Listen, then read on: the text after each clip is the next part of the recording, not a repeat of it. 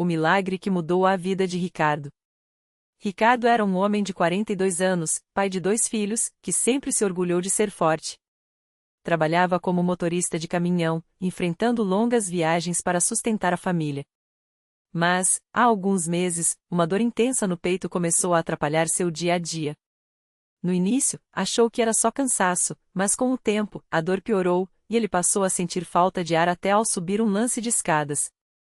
Após exames, o diagnóstico foi cruel, uma doença cardíaca grave, que exigiria uma cirurgia de alto risco. Os médicos disseram que, sem o procedimento, seu coração poderia parar a qualquer momento. Mas a cirurgia era cara, e o plano de saúde não cobria tudo. Ricardo se viu entre a espada e a parede, ou arriscava a vida na mesa de operação, ou deixava a doença seguir seu curso, abandonando a esposa e os filhos. Desesperado, ele procurou ajuda em vários lugares, mas nada parecia resolver. Até que, um dia, enquanto esperava em uma fila de banco, um senhor de voz calma e olhares serenos lhe perguntou se estava bem. Ricardo, sem forças para esconder a dor, contou tudo. O homem, que se apresentou como irmão João, um membro da congregação cristã no Brasil, olhou nos seus olhos e disse: "Meu irmão, Deus é maior do que qualquer doença. Venha conosco na reunião. Você vai ver que ele tem um milagre para você." Ricardo nunca tinha entrado em uma igreja da congregação cristã, mas, naquele domingo, decidiu ir.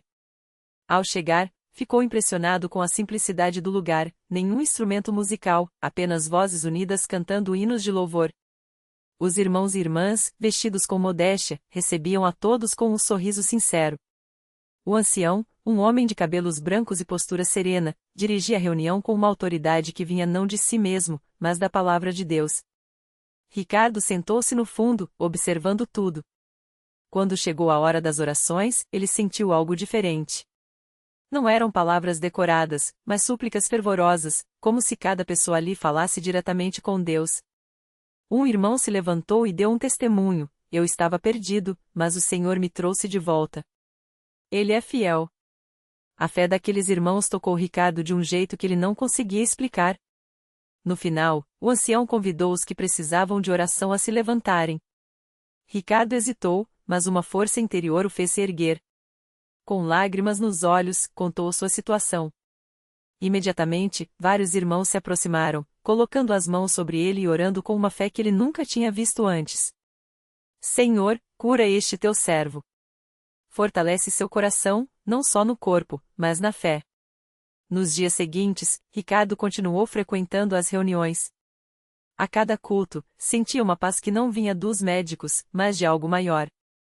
Uma noite, durante um culto de oração, enquanto os irmãos cantavam o hino a Jesus, "Tua misericórdia", ele sentiu um calor estranho no peito. Não era dor, mas uma sensação de alívio, como se algo dentro dele estivesse sendo renovado. No dia seguinte, ao acordar, Ricardo percebeu que a dor tinha desaparecido. Cauteloso, marcou uma consulta com o médico. Os exames mostram que seu coração, antes tão fraco, agora estava funcionando normalmente. O cardiologista, espantado, não encontrou explicação médica. "Isso não é comum. É como se seu corpo tivesse se regenerado sozinho", disse. Ricardo não teve dúvidas, era um milagre. Voltou à igreja com o coração transbordando de gratidão. Na reunião seguinte, deu seu testemunho de pé, como é o costume na congregação cristã. "Irmãos, eu vim aqui quebrado, sem esperança. Mas Deus me curou. Não foi medicina, não foi sorte, foi a fé, foi a oração de vocês."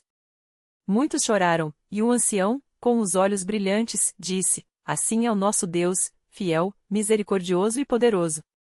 Ricardo e sua família se batizaram nas águas, selando sua entrega a Cristo. Na Santa Ceia, ele sentiu o amor de Deus de uma forma que nunca imaginara. Sua vida mudou, não só o coração físico estava curado, mas seu coração espiritual estava renovado. A lição que Ricardo aprendeu foi simples, mas profunda: Deus não nos abandona. Mesmo quando tudo parece perdido, Ele está lá, esperando que confiemos nele. A congregação cristã me ensinou que a fé não é só acreditar, é viver, é confiar, é se entregar. E quando fazemos isso, os milagres acontecem. Até hoje, Ricardo frequenta a igreja com a família. sempre que pode, ele conta sua história para quem precisa de esperança. Porque, no final, o maior milagre não foi só a cura do corpo, mas a transformação da alma. E isso, só Deus pode fazer.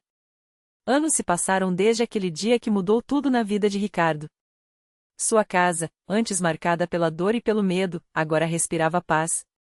As paredes guardavam risadas das crianças, os cheiros da comida que sua esposa, Maria, preparava com tanto carinho, e as orações que a família fazia juntas todas as noites. Mas havia algo que Ricardo ainda não havia compartilhado com quase ninguém, um detalhe do milagre que só ele e Deus sabiam. Uma tarde, enquanto ajudava a organizar a sala para um culto em casa, seu filho mais velho, Lucas, de apenas 10 anos, olhou para ele com aqueles olhos curiosos e perguntou: Pai, o senhor já teve medo de morrer? Ricardo parou, seguiu o fio de poeira dançando na luz que entrava pela janela e sorriu. Tive, filho. Mas foi justamente quando mais tive medo que Deus me mostrou que ele era maior do que qualquer doença. Foi então que ele decidiu contar algo que guardava no coração. Naquela noite no hospital, quando os médicos disseram que não havia mais esperança, Ricardo teve um sonho. Não era um sonho comum, era tão real que, até hoje, ele sentia o cheiro do lugar. Ele se viu em um grande salão branco, cheio de uma luz suave que não doía nos olhos. E ali, no meio daquele clarão, estava uma mesa longa, como as que se vêem nas pinturas antigas. Sobre ela, um livro aberto. Uma voz, que não era de homem nem de mulher, mas que enchia a alma de paz, disse: Escolha, a página da sua vida termina aqui, ou você volta para contar o que eu fiz? Ricardo estendeu a mão e, sem entender como, viu suas próprias mãos saudáveis, sem marcas das agulhas, sem a palidez da doença folheando aquelas páginas. E então, como se alguém soprasse nas brasas de uma fogueira quase apagada, ele sentiu uma força entrar nele. Acordou com um grito, suando, mas com uma certeza inexplicável: eu vou viver. E vou servir. Os médicos atribuíram sua melhora repentina a um fenômeno raro de remissão espontânea. Os vizinhos falavam em sorte. Mas Ricardo sabia a verdade. E naquela tarde, enquanto Lucas escutava boquiaberto, ele acrescentou: Deus não só me curou, filho. Ele me deu uma missão. Cada vez que eu vejo alguém desanimado na igreja, cada vez que um irmão chorando pede oração, eu lembro daquele sonho. Porque se Deus fez isso por mim, que não merecia, imagine o que Ele pode fazer por você. E foi assim que, sem planejar, Ricardo se tornou um daqueles irmãos que a igreja chama de ancoluna. Não por ser perfeito ele ainda tropeçava, ainda tinha dias de cansaço, mas porque sua vida era um testemunho vivo de que Deus não apenas ouve, como age. Sua casa virou ponto de apoio para os novos convertidos. Sua esposa, Maria, que antes mal entrava numa igreja, agora liderava o grupo de senhoras com um sorriso que iluminava até os corações mais fechados. Um dia, um jovem chamado Tiago chegou à congregação arrastado pela mãe, revoltado com a vida. Droga, brigas, uma cicatriz feia no rosto de uma facada que quase o matou. Ele sentou no fundo do salão, de braços cruzados, como se dissesse: nada aqui vai me mudar. Mas quando Ricardo subiu para dar seu testemunho, Tiago não conseguiu tirar os olhos dele. Não eram as palavras, era a paz que saía daquele homem. Depois do culto, Tiago se aproximou, desconfiado. Como o senhor pode ter tanta certeza de que Deus existe? Ricardo não respondeu com a Bíblia. Não citou versículos. Só esticou a manga da camisa e mostrou o braço, onde antes as veias inchadas pela quimioterapia deixaram marcas que, com o tempo, sumiram. Porque ele me tocou aqui. E se fez isso comigo, pode fazer com você também. Tiago chorou. Não ali, na frente de todos, mas no banheiro da igreja, sozinho, como um homem que carrega o mundo nas costas e de repente sente o peso ser tirado. Na semana seguinte, ele voltou. E dessa vez, não foi arrastado, veio por si mesmo. Hoje, Tiago é um dos cooperadores da igreja. Casou-se, tem 2 filhos, e toda vez que conta sua história, menciona Ricardo como o homem que Deus usou para mostrar que, não importa quão fundo a gente tenha caído, sempre há uma mão estendida para nos levantar. E Ricardo? Ele continua lá, na mesma fileira, cantando os hinos com voz firme, mesmo quando a idade já trouxe seus achaques. Às vezes, quando o coro entoa grande ao Senhor e digno de ser louvado, ele fecha os olhos e revive aquele sonho. E sorri, porque sabe que a história não acabou. Ela só começou. Porque milagres não são só para serem contados. São para serem vividos. E na congregação cristã, Ricardo aprendeu que o maior deles não é a cura do corpo, nem mesmo a mudança de vida, é o privilégio de fazer parte de uma família onde Deus ainda fala, ainda toca, ainda transforma. Todos os dias. E foi numa tarde de domingo, quando o sol já começava a descer suave sobre o templo, que Ricardo sentiu algo diferente no ar. Não era só o cheiro de café fresco que as irmãs serviam no salão de trás, nem o murmúrio das crianças correndo pelos corredores depois do culto. Era uma inquietação no coração, como se Deus estivesse sussurrando: ainda tem mais, meu filho. Naquela semana, o pastor havia falado sobre a importância de testemunhar, de levar a mensagem além dos muros da igreja. Ricardo, que sempre foi homem de poucas palavras, sentou-se no banco de madeira e passou os dedos sobre a Bíblia desgastada.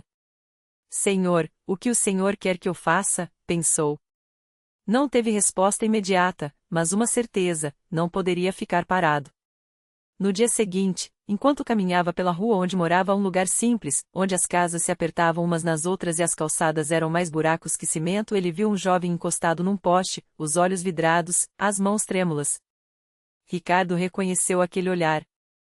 Era o mesmo que ele próprio tinha anos atrás, vazio, como se a vida já tivesse desistido dele antes mesmo que ele desistisse de si. Sem pensar duas vezes, aproximou-se. Moço, tudo bem? Perguntou, com a voz calma que só quem já foi resgatado das trevas consegue ter. O rapaz, chamado Lucas, levantou os olhos com desconfiança. Tá tudo errado, velho. Não tem jeito, respondeu, chutando uma pedrinha no chão. Ricardo não insistiu. Só disse: eu já estive onde você tá. E se Deus me tirou de lá, pode tirar você também. Vamos tomar um café? Lucas hesitou, mas algo naqueles olhos sinceros, talvez a falta de julgamento, talvez a memória de um pai que nunca teve, fez com que ele seguisse o homem até a padaria da esquina. Enquanto o café esquentava as mãos dos dois, Ricardo contou sua história. Não com palavras bonitas, mas com a verdade crua de quem sabe o que é ser perdido e encontrado. Lucas ouvia, os olhos arregalados, como se cada palavra fosse uma corda atirada num poço escuro. E se eu for lá na sua igreja? Perguntou, finalmente, com uma voz que tremia mais de esperança do que de medo. Ricardo sorriu. Não é a minha igreja, filho. É a casa do Senhor. E lá, você não vai ser mais um. Você vai ser família. No domingo seguinte, Lucas entrou pela porta da congregação cristã com as mãos nos bolsos, a cabeça baixa, como se esperasse que alguém o expulsasse a qualquer momento. Mas o que encontrou foi diferente: um aperto de mão firme do irmão que distribuía hinos, um sorriso da irmã que tocava órgão, e Ricardo, ali na sua fileira de sempre, fazendo sinal para que ele se sentasse ao seu lado. O culto começou, e Lucas, que nunca tinha ouvido falar de Deus além de xingamentos, sentiu algo estranho acontecer. Quando o coro cantou a Jesus, luz dos meus olhos, ele não entendeu direito as palavras, mas entendeu a paz que invadiu seu peito. E quando o pastor falou sobre o perdão que não tem limites, as lágrimas vieram sem aviso, molhando a página do inário que Ricardo lhe emprestou. No final, quando os irmãos se cumprimentavam com o santo ósculo, Lucas ficou parado, sem saber o que fazer. Foi então que Ricardo o abraçou, um abraço forte, daqueles que dizem: você não está sozinho mais. E sussurrou: bem-vindo à casa, filho. Anos se passaram. Lucas, que um dia foi um rapaz sem rumo, hoje é um dos diáconos mais dedicados da congregação.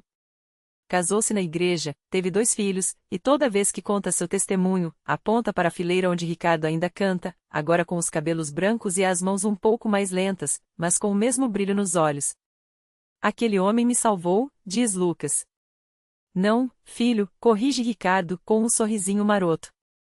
Não fui eu. Foi Deus que te viu lá no poste, muito antes de eu te ver. Eu só obedeci. E assim, a história que começou com um sonho e um homem quebrado continua se multiplicando. Porque na congregação cristã, nenhum milagre é só para um. É como uma pedra jogada num lago, os círculos vão se alargando, tocando vidas, mudando destinos. E tudo começa quando qualquer alguém diz sim. Sim para estender a mão. Sim para contar a história. Sim para ser o próximo elo dessa corrente de amor que não tem fim. Na mesma igreja onde Lucas e Ricardo se encontraram, anos depois, uma jovem chamada Mariana sentou-se no último banco, com as mãos trêmulas e o coração apertado. Ela tinha chegado ali arrastada pela tia, depois de meses ouvindo que na congregação, Deus ouve. Mas Mariana não acreditava mais em nada. A vida lhe havia tirado o pai num acidente, a mãe tinha se perdido nas drogas, e agora, com 19 anos, ela carregava nas costas a responsabilidade de criar 2 irmãos pequenos sozinha. O peso era tanto que, na véspera, ela havia olhado pela janela do seu quartinho alugado e pensado: se eu pular, acaba tudo. Foi então que, durante o culto, uma irmã se aproximou e sentou ao seu lado sem dizer uma palavra. Só colocou a mão sobre a dela e começou a orar baixinho. Mariana sentiu algo estranho, uma espécie de calor que subia pelos braços e enchia seu peito. Não era emoção, não era coincidência. Era como se alguém invisível estivesse ali, segurou suas lágrimas antes mesmo que caíssem. Quando o culto terminou, a irmã que se chamou Clara convidou Mariana para tomar um café na casa dela. Não é para conversar, não, disse com um sorriso. É só para você descansar um pouco. E foi ali, na cozinha simples daquela família, entre o cheiro de pão caseiro e as risadas das crianças de Clara, que Mariana ouviu pela primeira vez que Deus não era um juiz distante, mas um pai que via cada lágrima guardada. Dias depois, Mariana voltou à igreja. Dessa vez, não por obrigação, mas porque algo dentro dela tinha mudado. Ela não entendia como, mas sentia uma paz que não vinha das circunstâncias. Afinal, as contas ainda estavam atrasadas, os irmãos ainda precisavam de comida, a vida ainda era dura. Mas agora, ela tinha algo que não tinha antes: esperança. E foi nessa esperança que, uma noite, enquanto orava sozinha no quarto, Mariana ouviu uma voz no seu coração, não um som, mas uma certeza: confie em mim. No dia seguinte, sem saber como, ela recebeu um telefonema de uma antiga conhecida da mãe, oferecendo um emprego de cuidadora de idosos. O salário não era alto, mas era o suficiente para alugar uma casinha melhor e matricular os irmãos na escola. Mas o milagre não parou aí. Porque Mariana, que havia chegado à igreja como uma folha seca prestes a cair, agora era uma das primeiras a estender a mão para outros que chegavam quebrados. Ela contava sua história sem vergonha, apontando para o banco onde Clara havia se sentado ao seu lado. Ela não sabia o que eu estava pensando naquele dia, dizia Mariana, com os olhos brilhando. Mas Deus sabia. Ele mandou ela até mim, como mandou Ricardo até o Lucas. Como manda a gente até quem precisa. E assim, a corrente continuava. Cada vida transformada se tornava um novo elo, cada testemunho se multiplicava como pão na mão de quem tem fome. Porque na congregação cristã, os milagres não são apenas histórias do passado, eles estão acontecendo agora, bem na fileira ao lado, no aperto de mão depois do culto, no convite para um café, no eu vou orar por você dito com fé. Tudo começa quando alguém diz sim. Sim para acreditar. Sim para obedecer. Sim para ser a resposta da oração de alguém mesmo sem saber que estava sendo usado por Deus. Porque Ele não precisa de heróis. Só de corações dispostos. E quando esses corações se encontram, o impossível vira testemunho, e o testemunho vira esperança. E a esperança? Ah, a esperança não tem fim. Naquela mesma semana, enquanto o irmão Lucas ainda sentia o peso da gratidão no peito pela cura da sua filha, um novo chamado chegou até ele. Desta vez, não foi por um telefone ou um recado no grupo da igreja. Foi algo mais profundo, como se o Espírito Santo sussurrasse bem no seu ouvido durante a oração da manhã: vá até a casa da irmã Maria. Hoje, Lucas conhecia a irmã Maria apenas de vista. Uma senhora de cabelos brancos, sempre sentada nos fundos do templo, com um lenço amarrado na cabeça e as mãos trêmulas segurando a Bíblia. Nunca falava muito, mas seus olhos brilhavam quando o coro cantava glória a Deus nas alturas. Ele não sabia o motivo daquela direção, mas aprendeu que, na congregação, quando Deus fala, a resposta deve ser rápida. Sem pensar 2 vezes, depois do almoço, ele pegou a Bíblia e foi até o endereço que um irmão lhe passou. A casa era simples, de parede branca descascando, com um pequeno jardim de ervas medicinais na frente. Ao bater a porta, ouviu passos lentos e o rangido da fechadura. Quando a porta se abriu, a irmã Maria o olhou com surpresa, como se já o esperasse há anos. Entre, filho, ela disse, com voz frágil, mas firme. Eu sabia que alguém viria hoje.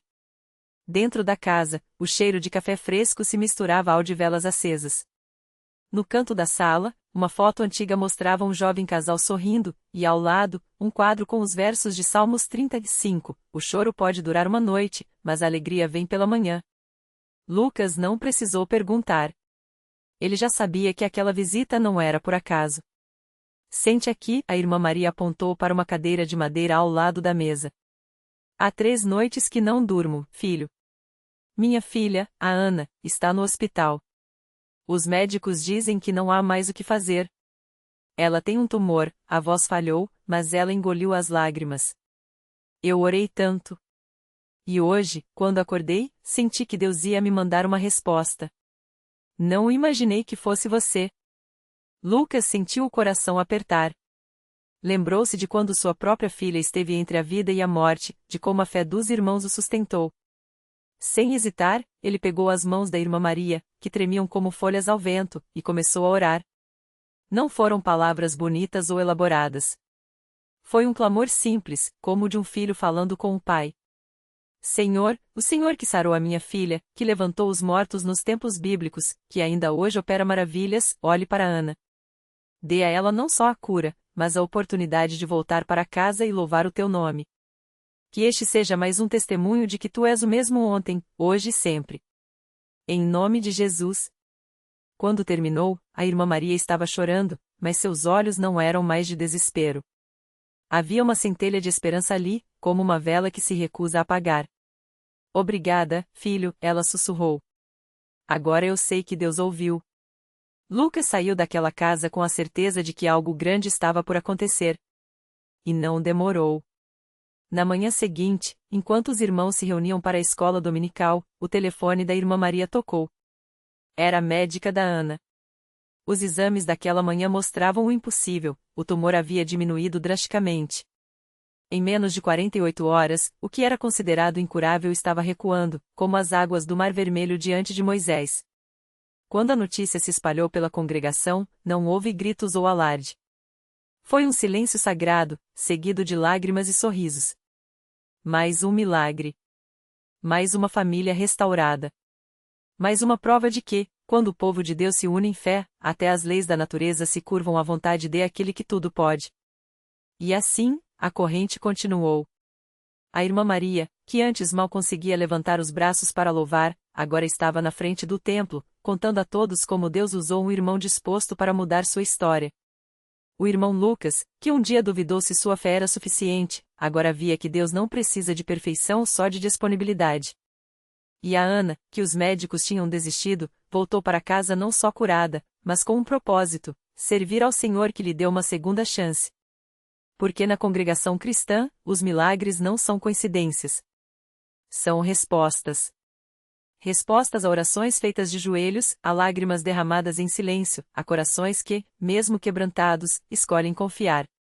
E cada um desses milagres se torna uma semente, plantada para gerar mais fé, mais esperança, mais vidas transformadas. E a história não para por aqui.